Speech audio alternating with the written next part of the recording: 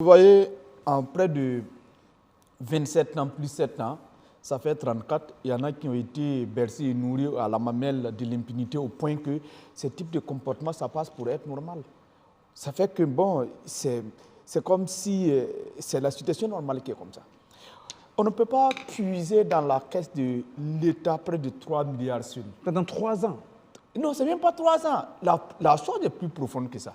Je ne vais pas aller, comme c'est en procès, on ne va pas... On ne va pas extrapoler, voilà. bien sûr. Mais quand vous écoutez, la chose a démarré depuis longtemps.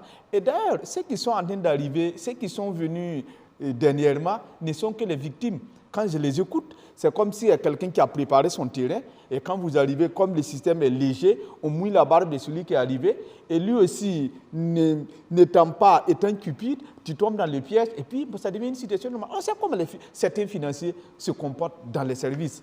Si tu es un premier responsable et tu arrives, si tu ne fais pas attention, dans les premiers instants, c'est comme on va te mettre dans la cagnotte et puis c'est fini.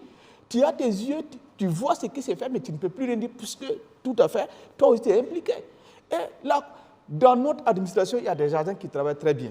Mais il faut accepter que ce n'est pas l'administration qu'on attendait du Burkina Faso comme ça. Quand on dit un pays des hommes intègres, ce n'est pas des comportements pareils qu'on doit avoir. Vous voyez, faites le tour du Burkina Faso. Allez-y même dans les petites communes. Lorsque les gens ont géré, comment ils ont géré la terre. Regardez par exemple les communes minières plutôt. Regardez comment les gens ont pompé l'argent des mines qui devaient servir au développement. Pourquoi ces communes-là qui ont eu le fonds minier, quand vous arrivez après 5 ans, 10 ans, les communes n'ont pas changé de visage. Mais par contre, ceux qui gèrent ces communes-là, quand vous les voyez, ils sont reluisants, ils ont quitté la P50 à la V8. Et comme dirait Norbert Zongo, ils mangent maintenant des camemberts. Mais personne ne réagit. Faites le tour de Ouagadougou. Regardez, allez-y dans vos quartiers.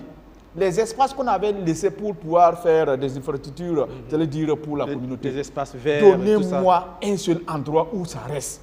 Mais c'est même les choses, c'est pas mal dans Ouagadougou. Et moi, ce qui m'écoeure, des gens ont pillé ce pays. Ils se sont enrichis sauvagement. Et ils nous narrent. Aujourd'hui, ils sont dans les rues de Ouagadougou, ils se prennent avec les grosses caisses et il n'y a rien.